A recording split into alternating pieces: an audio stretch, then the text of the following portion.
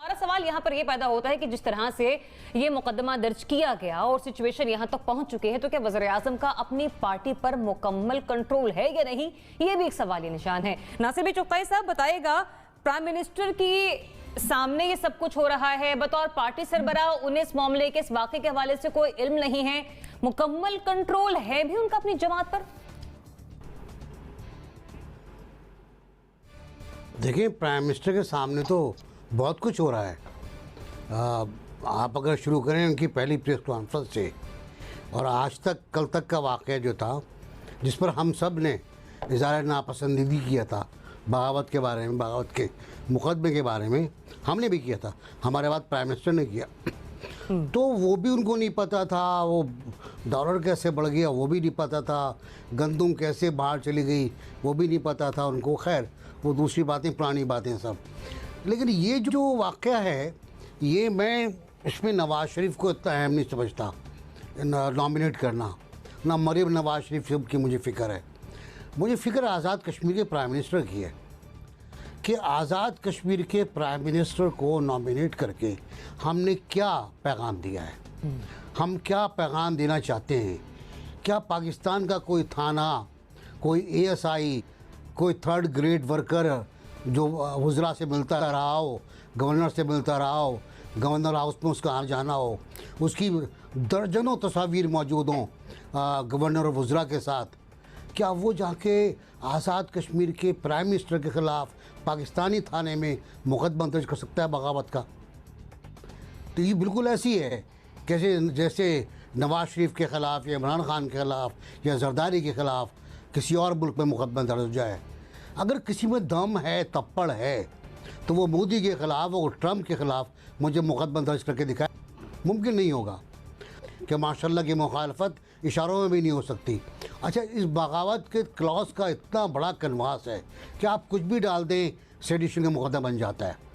हिंदुस्तान में इसकी मुखालफत हो रही है, पाकिस्तान में सेनेट में 2020 में शायद रज़ा रब्बानी ने इसके ख़िलाफ़ एक बिल पेश किया था जो स्टैंडिंग कमेटी के पास है, जिसको ख़त्म करके इसकी जगह एक बेहतर क्लॉज लेकर आई जाए जो हमारे सिस्टम के मुताबिक हो, हमारे कल्चर के मुताबिक हो, हमारे मुफादात के मुताबिक हो।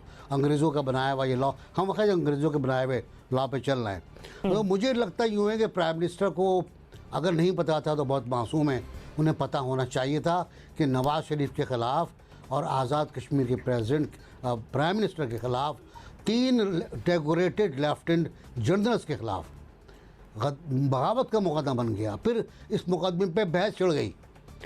चौहान कह रहे लगे थे, शहबाज गिल ने कहा कि गद्दारी का मुकदमा नहीं, ये बगावत का मुकदमा है। चौहान ने कहा बगावत का मुकदमा नहीं, ये इंस्टिगेशन का मुकदमा है। अभी तक तय नहीं कर पा रहे लोग हुआ क्या है। हुआ ये है कि इस्लामाबाद से कोई स्पेशल असिस्टेंट्स लाहौर आए थे और उसके बाद ये वारदात हुई है। लेकिन ये बहुत गलत है। आज़ाद कश्मीर के बारे में मुझे तशवीश है। लेकिन जिस FIR के बारे में हम बात करें, जिस मुकदमे के बारे में हम बात करें, पार्टी सरबराह को उसके बारे में इल्म ना होना क्या इस बात के इशारा देता है कि कंट्रोल नहीं है उनका अपनी पार्टी पर? देखिए, कंट्रोल की बात से पहले ज़रियाब, आपको पता है FIR कैसे कटती है? मुझे पता है कैसे कटती है।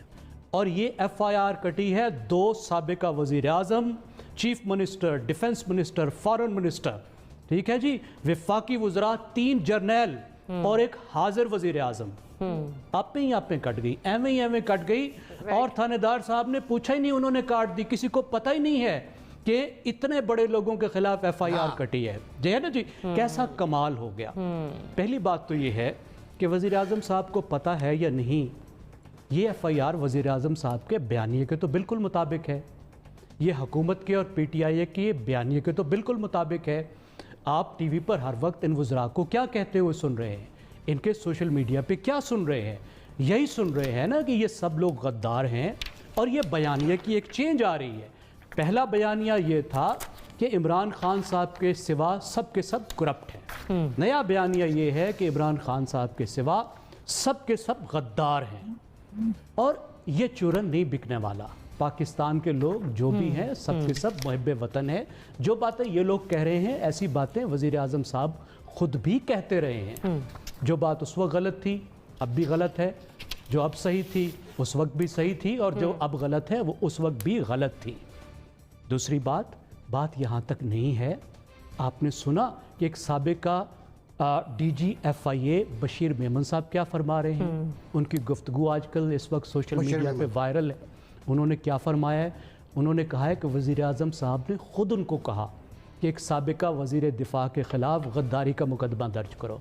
वज़ीर आज़म साहब ने ख़ुद उनको कहा कि दूसरे अपोजिशन लीडरों के ख़िलाफ़ आप दहशतगर्दी के मुकदमे दर्ज करें। तो ये बात ऐसे नहीं है, मालूम था या नहीं था, लेकिन लाइन यही है। जब वज़ीर आज़म साहब की हुकूमत की ये लाइन होगी तो नीचे वाले खुद ब खुद पर्चे भी काट देंगे। जनरल साहब, ये जो सिचुएशन चल रही है, प्राइम मिनिस्टर इस मामले से अलाइल्म है, फवाद चौधरी साहब इस सिलसिले में बता रहे हैं, बताइएगा वाकई कंट्रोल नहीं है प्राइम मिनिस्टर का अपनी जमात पर, इसलिए इस किस्म के वाकयात रोनुमा होते रहते हैं? बिस्मिल्लाहिर्रहमानिर्रहीम। देखिए, कंट्रोल से ज्यादा लाइल्मी का मसला है, जो कि अभी NBC भी बता रहे थे। आपको याद होगा कि डॉलर के रेट का, उन्होंने कहा जी मुझे तो टेलीविजन से पता चला, मैंने खबरें सुनी तो पता चला कि डॉलर का रेट जो है वो बदल चुका है।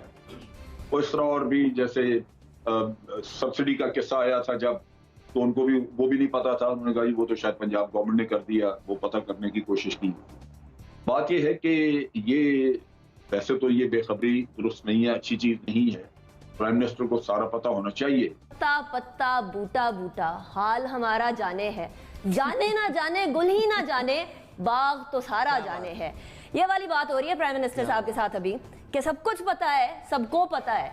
जिनको पता है वो इस्लामाबाद से उठ के लाहौर भी जाते हैं, वो CCPO से मुलाकातें भी करते हैं, और उसी शहर के अंदर जहां अभी नए CCPO की तैनाती हुई है, वो नए CCPO के अंदर शाहदरा के अंदर एक FIR भी लॉन्च हो जाती है, और प्राइम मिनिस्टर साहब नहीं जानते। हो सकता है ना जानते हो, लेकिन प्राइम मिनिस्टर साहब को फौरी तौर पर इस FIR को देखते ही शाह से बढ़ के शाह के वफादारों को रोकना होगा। प्राइम मिनिस्टर साहब के जो SAPMs हैं, उनके अंदर जब किसी से भी मुलाकात होती है तो एक जनरल तासुर ये पाया जाता है कि हम जितना उछल उछल के बोलेंगे और जितना हम जो है वो ऊंची आवाज में बोलेंगे, तुंदो तेज अल्फाज का इस्तेमाल करेंगे और कैंची जैसी जबान इस्तेमाल करेंगे, तो फौरी तौर पर हमारी सुनवाई